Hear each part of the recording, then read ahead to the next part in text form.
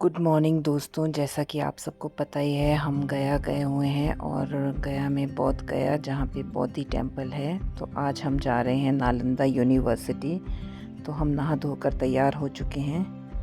तो सबसे पहले हम नाश्ता करेंगे।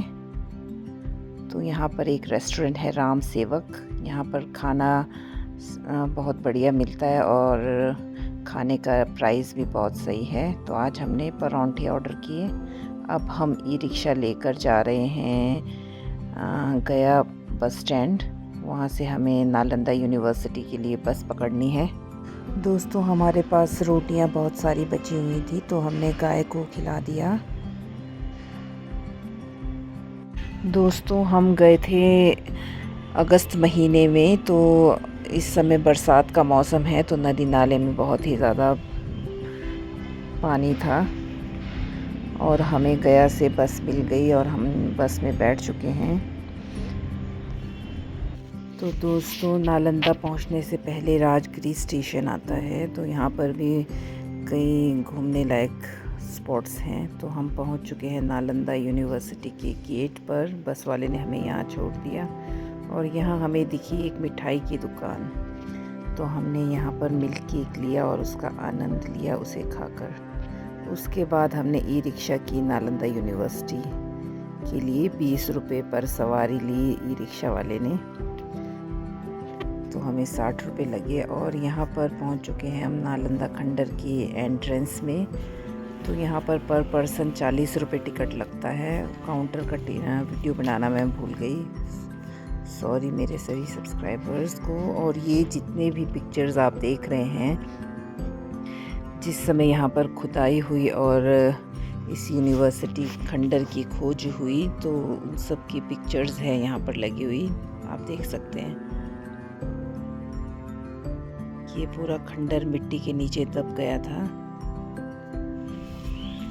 5वीं शताब्दी में नालंदा विश्वविद्यालय वैसे तो बौद्ध धर्म के शिक्षा अध्ययन के लिए प्रसिद्ध था, लेकिन यहाँ पर सिर्फ बौद्ध धर्म की ही शिक्षा नहीं दी जाती थी। यहाँ पर अन्य विषयों की भी शिक्षा प्रदान की जाती थी, जैसे दर्शन, तर्कशास्त्र, चिकित्सा आदि।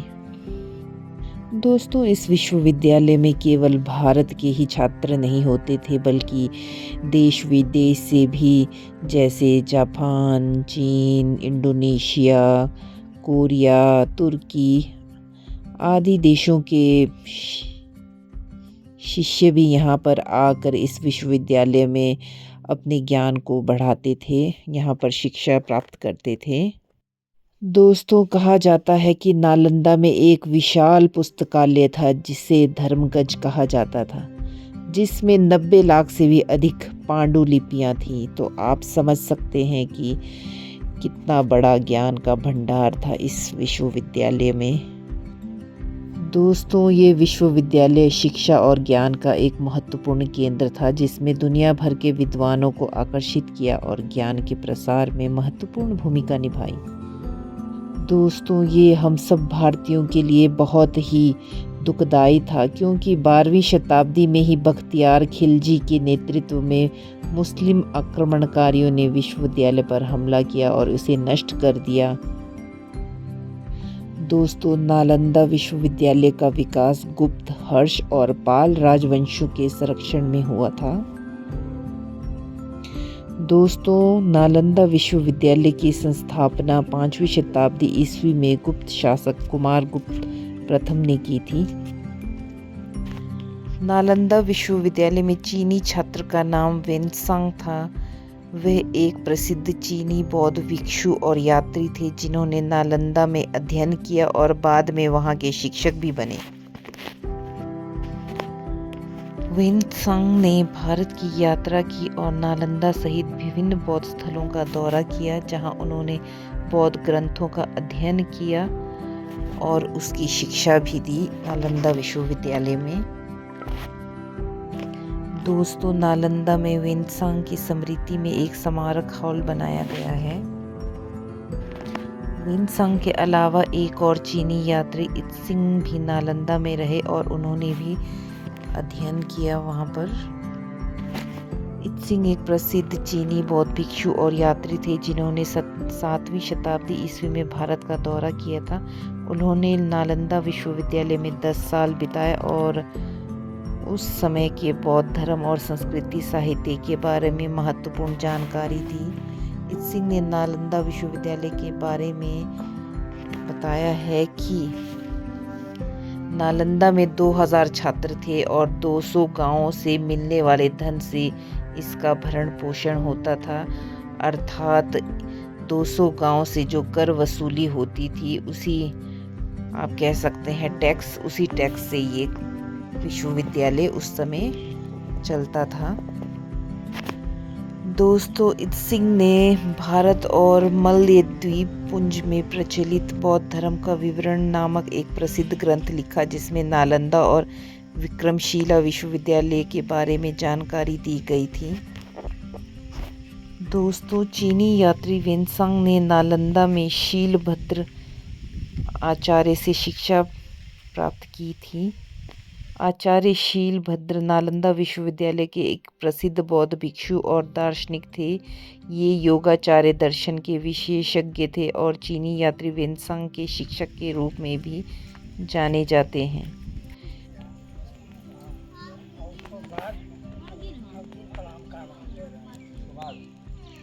शताब्दी का मतलब समझ रहे हैं, 600 बरस पुराना, 1400 बरस विद्यालय का होगा, 1600 बरस विद्यालय, 1600 वर्ष कॉलेज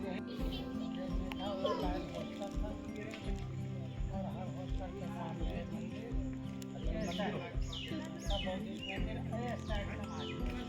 वो है ये समाधि, वो है क्या जो स्टूडेंट लोग जहाँ हो गए छोड़ दे नहीं बनाते, छोड़ दे न छोड़ दे।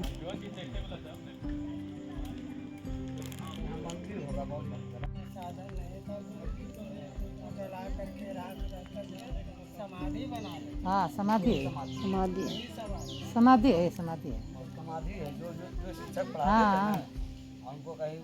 अगर नहीं पढ़ा अभी उन्होंने, अगर आग नहीं लगाया था ना आज यहाँ बहुत कागज का टुकड़ा पेड़ के छाल, इसीलिए 6 महीना तक लगता है। अगर कागज का टुकड़ा हिमालय के पहाड़ के तरफ तो 6 दिन में जल जाएगा। वही तो भोज पत्थर में लिखते थे उस टाइम कागज नहीं होता ना, वो भोज पत्थर में खाना खाना, भोज पत्थर में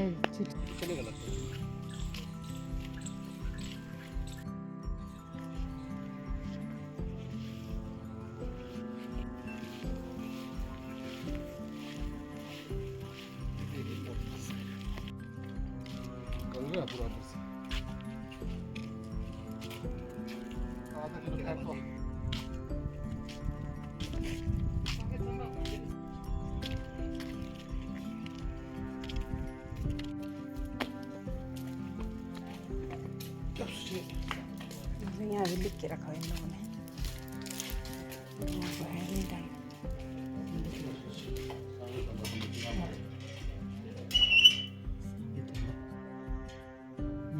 उठा जी है सर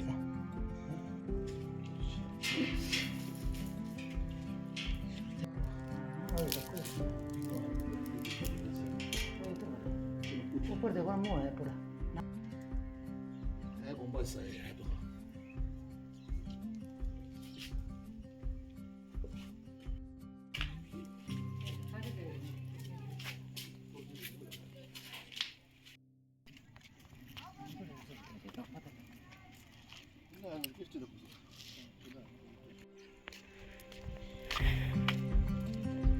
दोस्तों, यहाँ मैं कोरा लगा रही हूँ।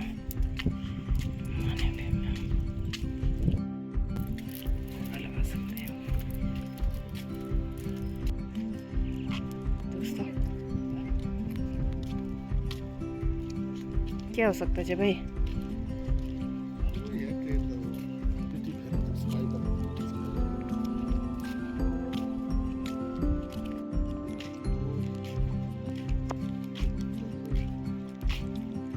हाँ, ये वो है, यहाँ पे टीचर्स लोग पढ़ाते होंगे ना, स्टूडेंट लोग ऐसे बैठते थे इसलिए।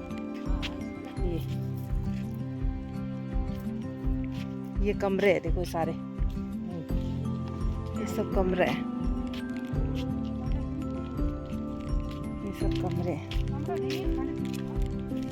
इसके ऊपर लकड़ी का छत था ना, जला दिया ना सारा।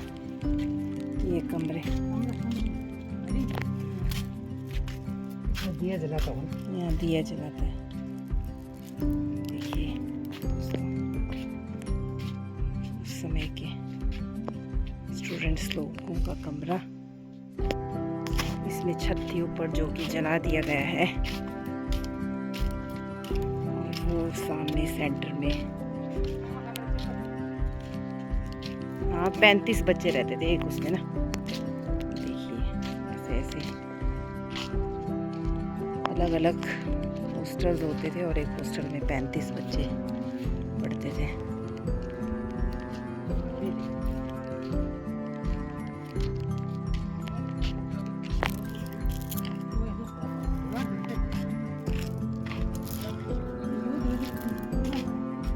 ये सब बख्तियार खिलजी द्वारा उस समय हमारे सारे कीमती किताबों को जला दिया गया था।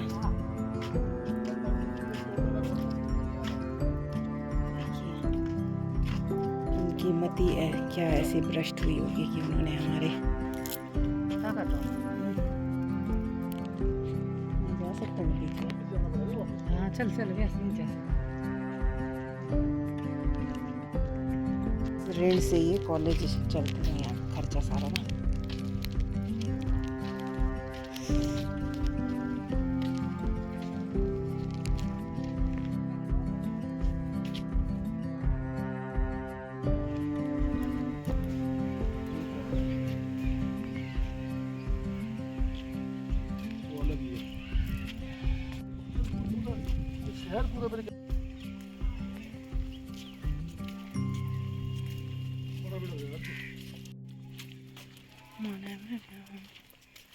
स्तंभ,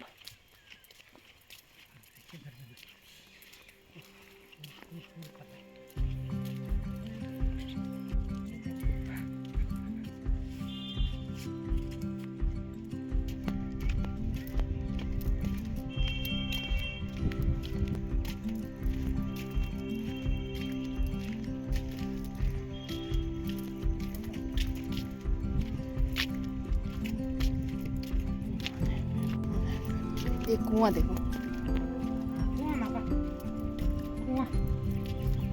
देखिए दोस्तों, बीच में सेंटर में कुआं बना हुआ है।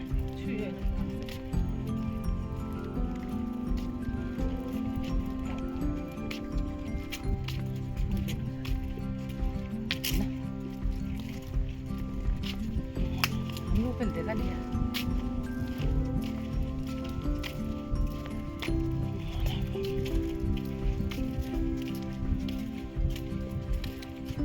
लंगर होगा फिर यहाँ पे।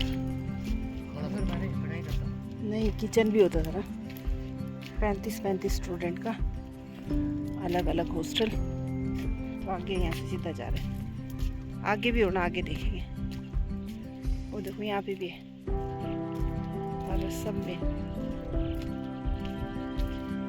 सब हॉस्टल में। देखिए यहाँ पे भी एक और कुआं है।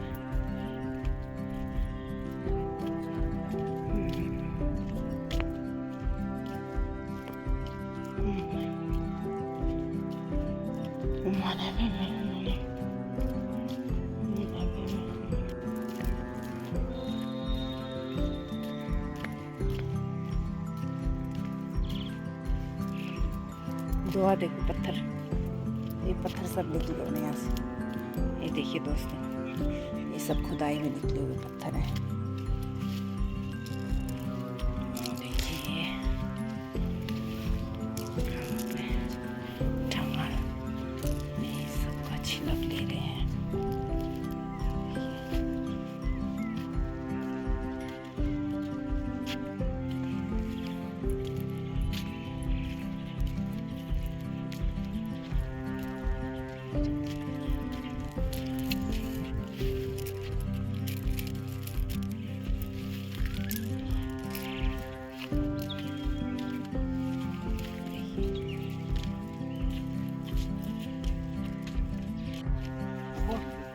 सावा मारे ये निकला हो ना। निकला और नहीं सारा उसके साथ अटैच किया हो। वाह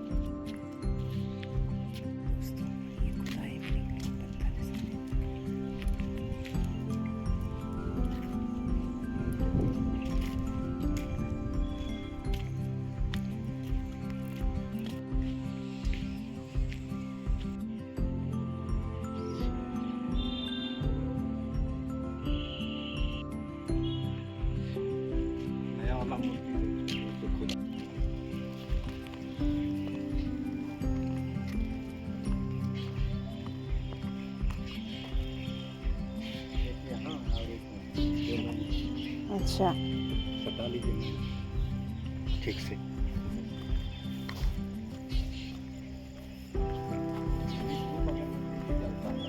अच्छा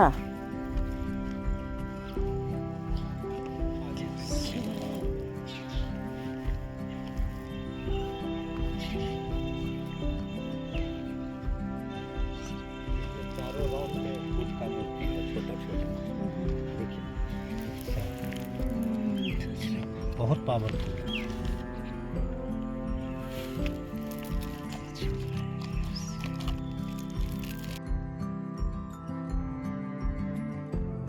मामा जी थे अच्छा हम यहाँ 14 साल से हैं।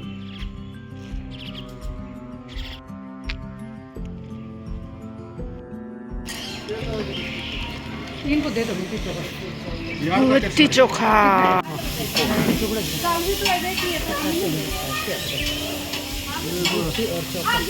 फ्राई वाला ना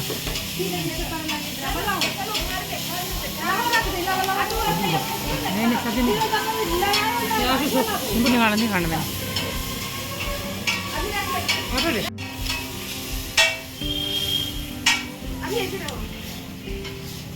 उधर खाना है गरम नहीं से आँचो ना उधर खाना है तो पेट ही बढ़ा बहुत हो जाएगा। आटा लेते थे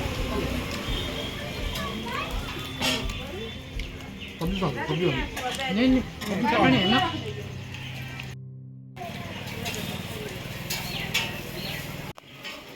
खा ले नखरा दे संगमा मटे ना खा ले खा फिर भी दूंगा तेरे ये खा ले गुड सब खा ले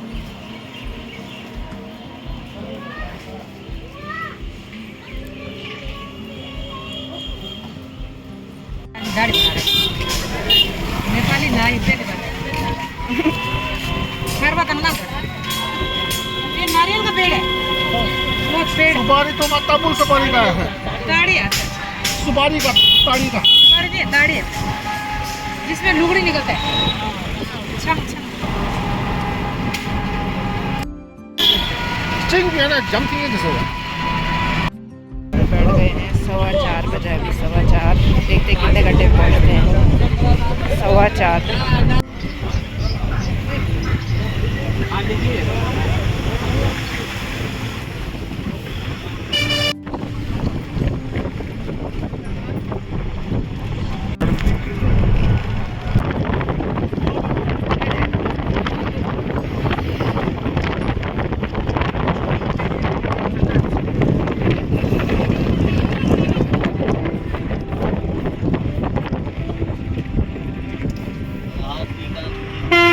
हाथ निकालेगा मोबाइल जाएगा बाहर हाँ